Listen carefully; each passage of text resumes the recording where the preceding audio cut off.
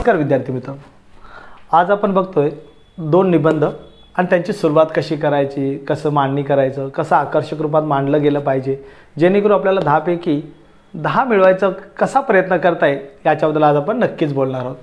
तर आज आपला आहे व्याकरण आणि निबंध लेखन जो शेवटचा 20 मार्काचा प्रश्न, त्यातला शेवटचा सगळ्यात प्रश्न 10 मार्काचा निबंध, पण ज्याच्याकडे सगळ्यात जास्त होणारं दुर्लक्ष मुलांचं आहे। प्रश्न 10 मार्काचा, वर्षभर ज्याची आपण वर्षभर काय कित्येक वर्ष आपण प्रॅक्टिस केली तरी सुद्धा मुलं या विषयामध्ये नेहमीच गोंधळलेले असतात।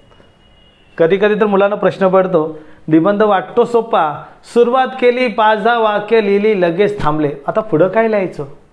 5-10 वाक्य झाली नाही तोपर्यंत त्यांचा निबंधाला तिथंच फुल स्टॉप, पूर्ण विरामच लागून जातो। मग नक्की काय असतं, काय गोंधळ असतो? याचं मेन कारण असतं तुमचं वाचन कमी आणि तुमचं विषयाला पद्धतशीर मांडणं हे सुद्धा कधी कधी चुकून जातं। चला एक बघूया आधी आपण एक छोटासा पण सोपा विषय, मी अनुभवलेला पाऊस। आता हा निबंध म्हटलं तर एक वर्णनात्मक निबंध आहे, पण लिहायचा कसा असतो? कारण वर्णनात्मक निबंध म्हटलं तर बोलीभाषेत सुद्धा चालतो, त्यामुळं यामध्ये शब्दांच्या थोड्याफार चुकासुद्धा चालून जातात, कारण हा वर्णनात्मक निबंध असतो, तुम्ही तुमचं मांडलेलं मत असतं। आता बघा ना, मी अनुभवलेला पाऊस म्हणजे मी डायरेक्टली सुरुवात करणार का पावसाला? नाही, पावसाला मी डायरेक्ट सुरुवात करणार नाही। उदाहरणार्थ मीच 12वीचंच आहे असं समजून चालू, दुपारची वेळ होती, शाळेची म्हणण्यापेक्षा आपण कॉलेज म्हणण्यापेक्षा मराठीमध्ये म्हटलं तर महाविद्यालयाची बॅग मी अंगावर घेतली आणि नुकताच कॉलेजसाठी निघालो। जाता जाता उन्हाचं रखरखतं ऊन बघून एवढा त्रास झाला की त्या त्रासाने पूर्ण शर्ट भिजून गेलं, त्यामध्ये बॅगेचे वणसुद्धा भिजले, घामाचा तर पूर्ण कपड्यांना कुबटसा वास येऊ लागला होता। पण काय करणार, गरमीच एवढी होती। शेवटी नाईलाज म्हणून आम्ही वर्गात जाऊन बसलो तर नुकतंच आमचं 12वीचं वर्ष चालू झालं होतं, जून महिना, पण पावसाला मात्र काही सुरुवात नव्हती। वर्गात बसलो तर पंखा तो पण कट कट कट कट त्याचा आवाज, हवा मात्र काय लागत नव्हती, नुसतंच गरमी। आणि अचानकपणे काय झालं काय माहिती, थंड वारा सुटला आणि त्या दिवशी सुद्धा आम्हाला काही कारणास्तव आम्हाला लवकर सोडणार होते। मधली सुट्टी झाली तसं आम्ही सुद्धा निघालो, वर्ग सुटला, आम्ही सगळे बाहेर आलो। बाहेरून बघतो तर का थंडगार हवा, मनाला खूप बरं वाटलं, कारण खूप वेळानंतर अशी थंड हवा, ती पण निसर्गरूपी हवा आम्हाला अनुभवायचा एक अनुभव मिळाला होता। आणि नकळत काळे ढग साचून आले आणि पावसाला रिमझिम का विना सुरुवात झाली। मातीचा सुगंध दरवळला, तो सुगंध एवढा मस्त होता की त्यासमोर कोणताही परफ्यूम फेल झाला असता। आणि जो पावसाला सुरुवात झाली तो कधी नंतर मोठा बरसला ते कळलंच नाही। त्या पावसामध्ये आमचे सगळे कपडे तर भिजलेच, पण आम्हाला त्याचं वाईट नाही वाटलं, का आम्ही त्याच्यामध्ये भिजण्याचा मनसोक्त आनंद लुटायचाच प्रयत्न केला।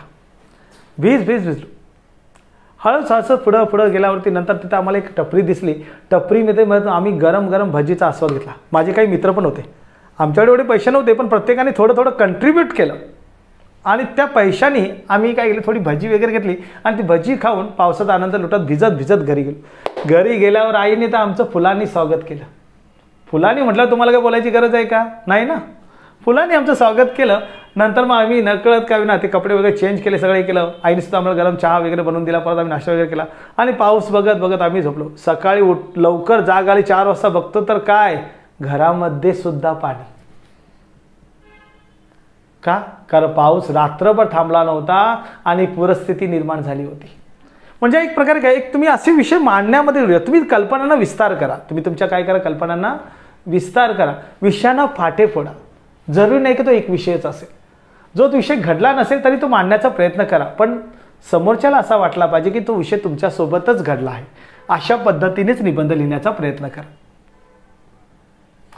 आता पहाटेचं सौंदर्य म्हटलं, तर काय म्हणतो? आता प्रश्न पडतो नक्की काय लिहायचं? अरे पण विचार करा ना, पहाटेच सौंदर्य ना, सुरुवात तर करा, कोणती मांडू शकता? तुम्ही प्रवासात करत गावी पोचलात, गावी रात्री उशीर झाला, मग तुम्ही तुमच्या प्रवासात काय अनुभव केला त्यातले थोडीफार 4-5 वाक्य लिहू शकता। रात्री घरी पोचल्यावरती थकलेल्या अवस्थेत असताना सुद्धा तुम्ही थोडंफार आंघोळ वगैरे करून नाश्ता करून नंतर झोपी गेला। सकाळी 4 वाजता आम्हाला आमच्या आजीने उठवले, मग आंघोळ बिंघोळ करून तोपर्यंत आमच्या मोठ्या आईने अंगणामध्ये शेणाचा सडा सारवला, असं काहीच विषय मांडून परत रांगोळ्या काढल्या, गलीमध्ये आलो तर काय सगळ्यांच्या दारात रांगोळी काढण्याचं काम चालू होतं, कारण ती दिवाळीची पहाट होती. मग असं करत मी कोणताही सण मध्ये आणून वगैरे म्हणा किंवा गणपतीचा सण आणून सुद्धा तुम्ही पहाटेचं सौंदर्य वर्णन करू शकता. निसर्गामध्ये सकाळी फिरायला जाणं ह्या गोष्टीचा पण तुम्ही मांडणी करू शकता. अजून एक विषय बघा ना, मोबाईल शापकी वर्धन. आता मोबाईल शापकी वर्धन म्हटलं की तुम्हाला वाटतं अरे आम्ही खूप काही लिहू. अरे पण खूप काही लिहिण्याच्या स्वरूपात मांडायचं आहे, पण सुरुवात काय? अशा निबंधाची सुरुवात ना नेहमी एका गोष्टीपासून झाली पाहिजे, आणि गोष्ट पण अशी असली पाहिजे की ती मनाला भिडलीच पाहिजे. मग त्यासाठी तुम्ही काय विषय मांडू शकता? एक विषयच बघा.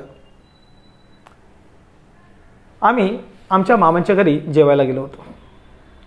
संध्याकाळची वेळ होती. घरासमोर त्यांच्याही रांगोळी होती. घराला डेकोरेशन छान केलं होतं, कारण नवीनच घर होतं. आणि घरामध्ये आम्ही जसं गेलो तसं जेवण मामी बनवतच होती, म्हणून आमच्या आईने सुद्धा मामीला जेवणाला मदत करायला गेली.